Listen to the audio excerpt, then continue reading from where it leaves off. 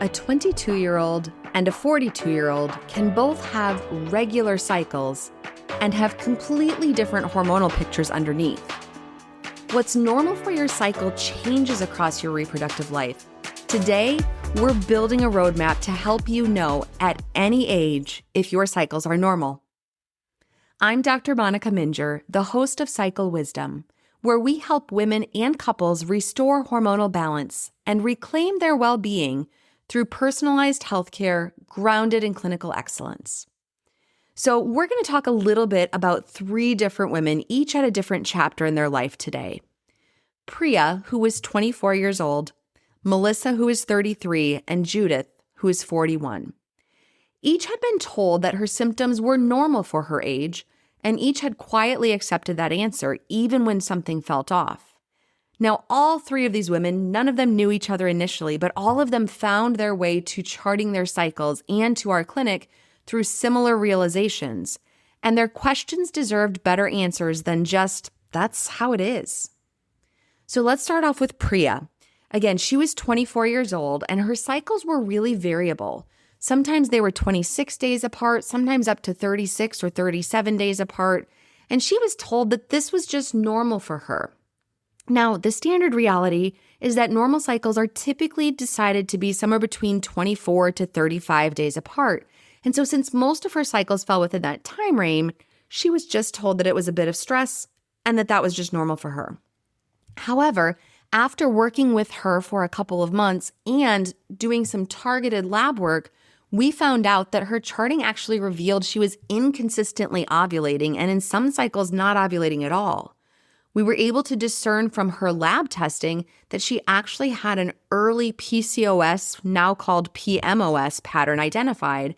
And so correctly diagnosing her with this PCOS or PMOS helped her to have a better understanding of what was normal for her. Melissa, who was 33, noted that her cycles had shortened. She originally saw cycles every 30 to 32 days, and now they were shortening down to 25 to 27 days over the past 2 years. Her doctor originally told her this is a normal part of aging, nothing to see here, don't worry about it. But when we broke it down and identified what was going on from her charting standpoint, we found that her shortened follicular phase was actually causing the problems. So the time between her period and when she ovulated, that had become much shorter. So we did some additional evaluation to determine if she was having any problems with ovulation dysfunction, ovarian failure, or estrogen deficiency, and found that she actually was starting to have problems with her ovary dysfunction. So she was starting to go into this premature ovarian insufficiency. And so we worked together to treat that, to address her fertility goals, and to discuss what needed to be done in order to continue to preserve her fertility until the time she was ready to conceive.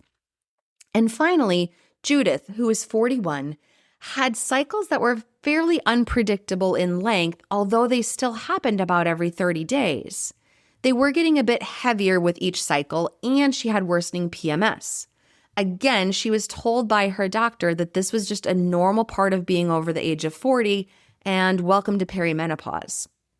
In Judith's case, again, with cycle charting, we were able to identify she actually had a shortened luteal phase. So the time from when she ovulated until her next cycle began was getting shorter. Labs confirmed what we suspected, showing a declining progesterone level as well as estrogen dominance, which explained the heavier periods. Now, although this is a very common sign that we see in perimenopause, it does not mean that she just had to live with it. And so we treated Judith's condition with some supplemental progesterone and continued to monitor her estrogen levels, having the discussion about when we would want to see her if things were worsening. The new reality here is that each woman left with a real understanding of what her cycle was telling her and a plan that was grounded in what was actually present, not strictly just set by some arbitrary guidelines of this many days of a cycle is normal. The reality here, if we take a bigger look and a step back, is that the female cycle is a vital sign. And like all vital signs, the normal ranges can shift across your lifespan. Unfortunately, most women receive almost no education whatsoever about how their cycle is expected to change across their 20s, 30s, and 40s. They learn what a period is, and then they're on their own.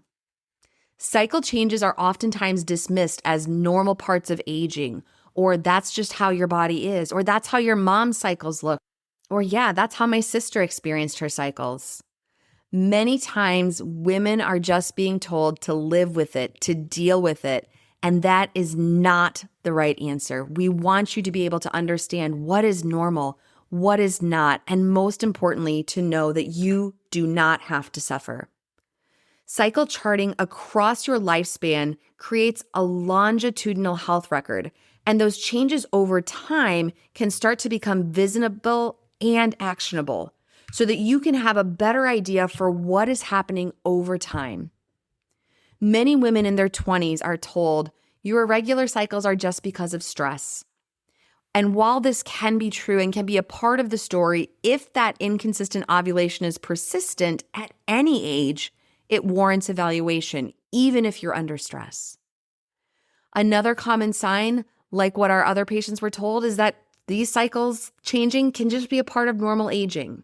And although this is sometimes true, things like a shortened follicular phase in your 30, especially if you're hoping for additional fertility, deserves additional evaluation early and quickly so that intervention can be started.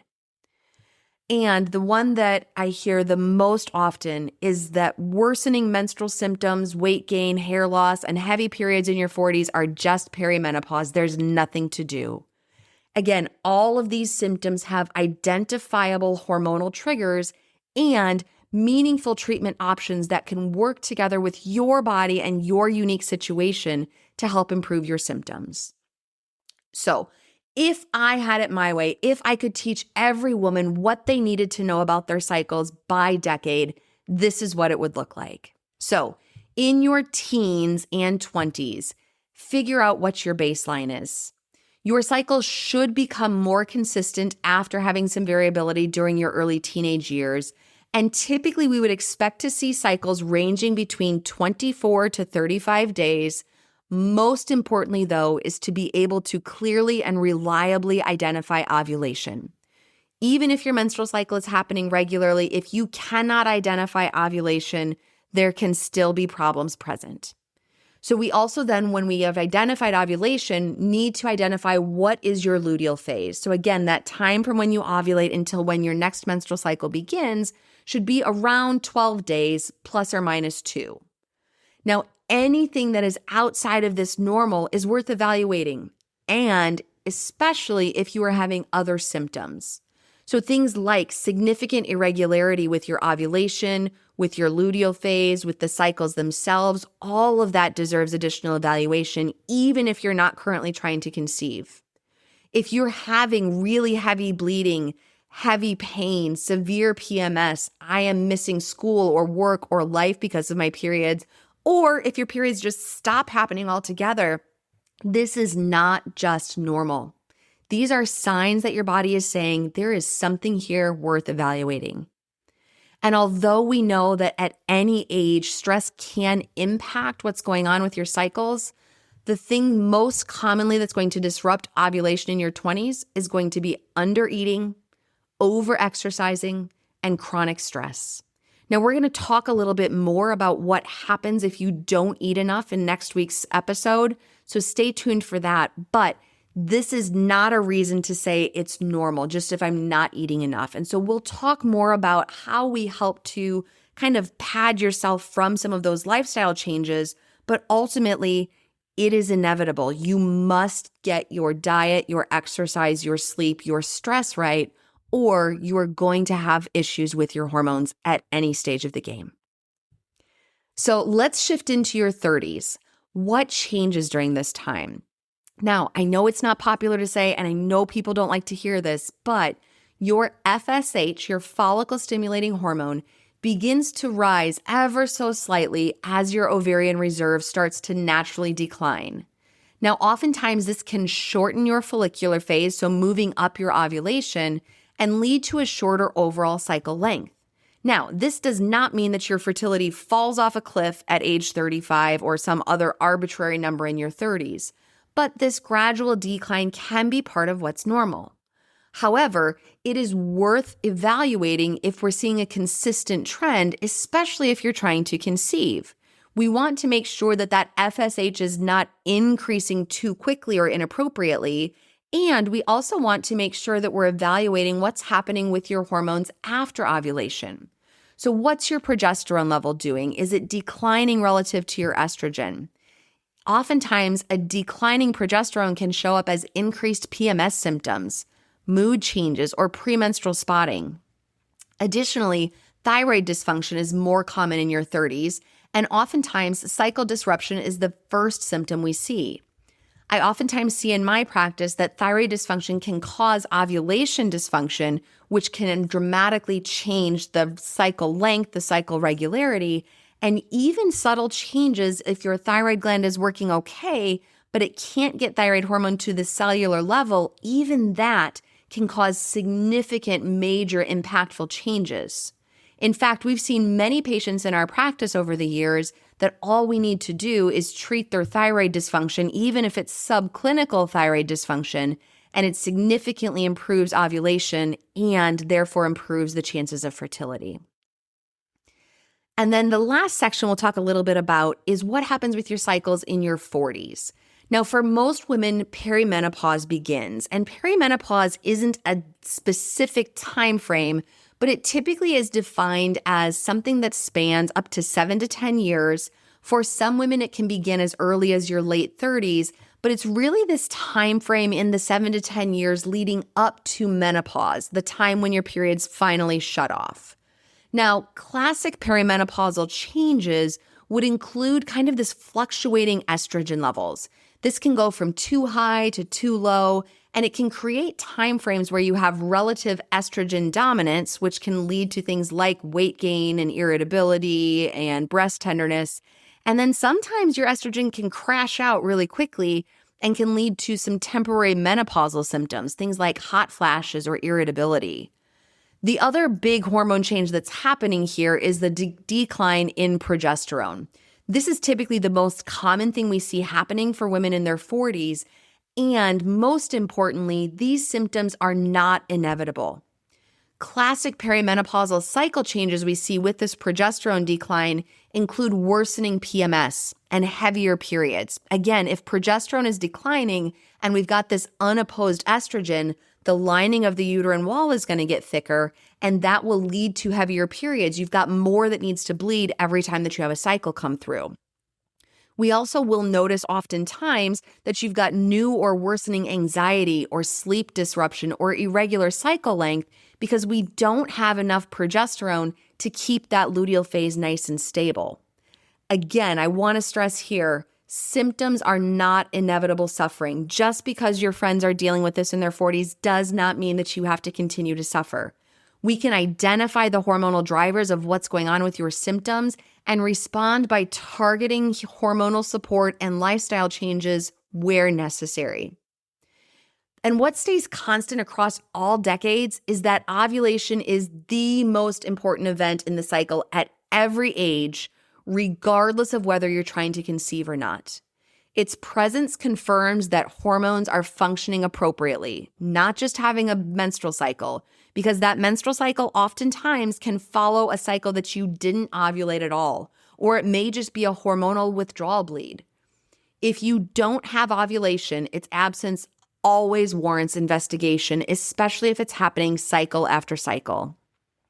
Again, as I mentioned, any problems with heavy bleeding, pain, severe mood disruption, or cycle lengths consistently outside of that 24 to 35 day window deserves evaluation no matter what your age is. The nice thing about this is that cycle charting is a very consistent tool, and you can use those skills across all decades. The nice thing about this is it makes changes visible over time in a way that single lab draws cannot. We don't want to just be evaluating in teeny snapshots. We want to look at that longitudinal charting data to help identify patterns and trends that a single visit or a single lab draw is not able to show us. I've seen this in real life, in practice, in women that have been charting their cycles for many years and sometimes decades.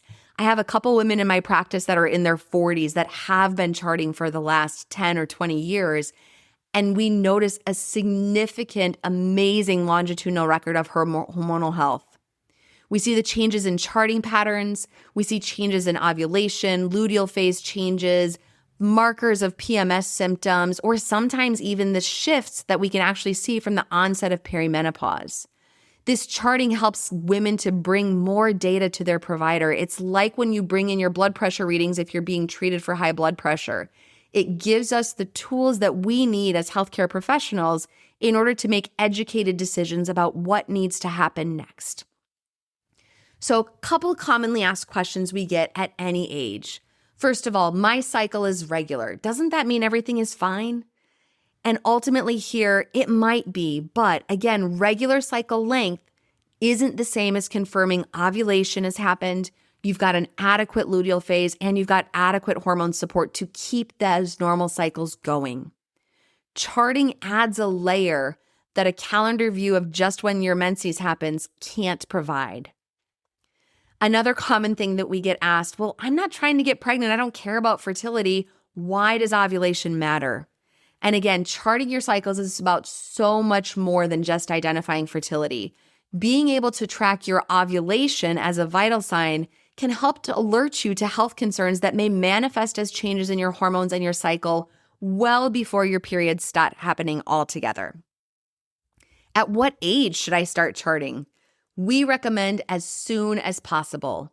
Now, maybe in the first few months or first couple of years that you're having your periods, it's hard to be able to identify ovulation, and that's incredibly normal. But even getting into the habit of starting to chart your cycles from the time that those periods start can create a good habit over time so that you constantly have an awareness of what's going on with your cycles. The earlier you establish this baseline and this habit, the easier it is to recognize when something changes and the more in tune you can be with trusting your body. Imagine if every woman understood that her cycle was a living record of her health, one that would change across her 20s, 30s, and 40s and into menopause in ways that were meaningful and readable. Imagine if she knew what to expect at each decade, recognized the signals worth investigating, and felt equipped to seek answers rather than assume that decline was just inevitable.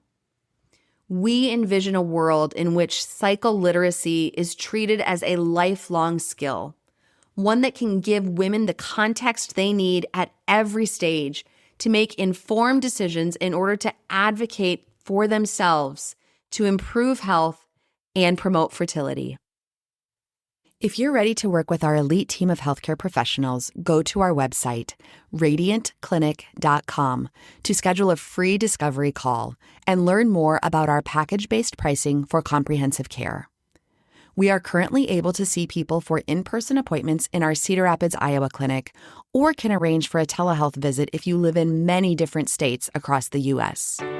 Check out our website for current states that we can serve medical clients, and let us know if your state is not listed to see if we can still cover you there as we are constantly expanding our reach.